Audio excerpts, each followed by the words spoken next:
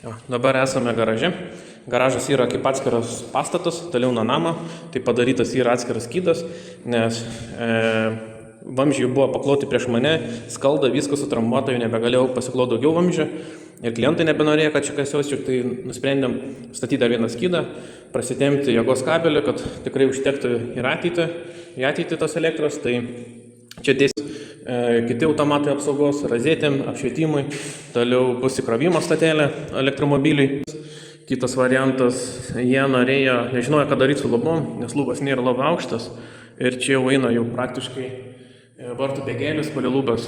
Armstrongą jau čia kaip ir nežinau, ar išeitų padaryti meistram, tai jie nusprendė galbūt pigiausias variantas palikti industrinės stiliaus lubas, kai kitur yra, ir tiesiog jas nulakuoti. Tai nusprendžiau, kad nereiktų nei ištrabuoti, nei grėžioti, nei dar kažkaip atrodyti. Čia buvo tokie plyšiai, kur susideda plokštės, tai tuos plyšius įkišom kabelius. Dabar meistras vienas užglaistė, užtaisė šitos plyšius. Tai čia irgi bus vartų automatikai razetė, apšvietimas susidėlios, taip pat temperatūros daviklis. Tai tokie dalykai.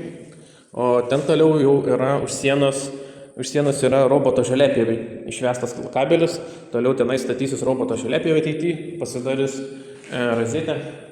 Ir čia jau sueina šito dalies aplink pastatą, kur bus fasado apšvietimas bei vaizdo kameras ir kita įranga. Dėsim papildomai switchą, kad užsimaitintų vaizdo kameras per šitą vietą, nes vėlgi nebeužteko gofras, kad prasiverti daugiau kabelių viskam. Tai dar noriu parodyti, kad yra išvesti ant fasadą vaizdo kamerą. Viena kamera žies į tą pusę, kita žies į šitą vidinį kiemą. Yra fasado apšvietimo šviestuvėliai, viskas gražiai užsandarinta, sutvarkyta iš abiejų pusių, kad praeitų sandarumą ties tą namas. Toliau terasa irgi šviesta pagrindinė apšvietimui. Čia bus infraraudonųjų šviestuvėlis, čia bus ratelis, talelis, apvalus, tai virš jo kabės infraraudonėjai, šildys visus vienodu atstumu visus žmonės. Kai sėdi, pavyzdžiui, rudenį ar anksti pavasarį, kai saulėta, taip sakant, diena, bet vis dar vėsu, tai infraraudonėjai spindulių šviestuvėlis tikrai gelbėja. Toliau LED juostai, irgi viskas eisis, darysis. Dar yra išvesta papildomas gofras.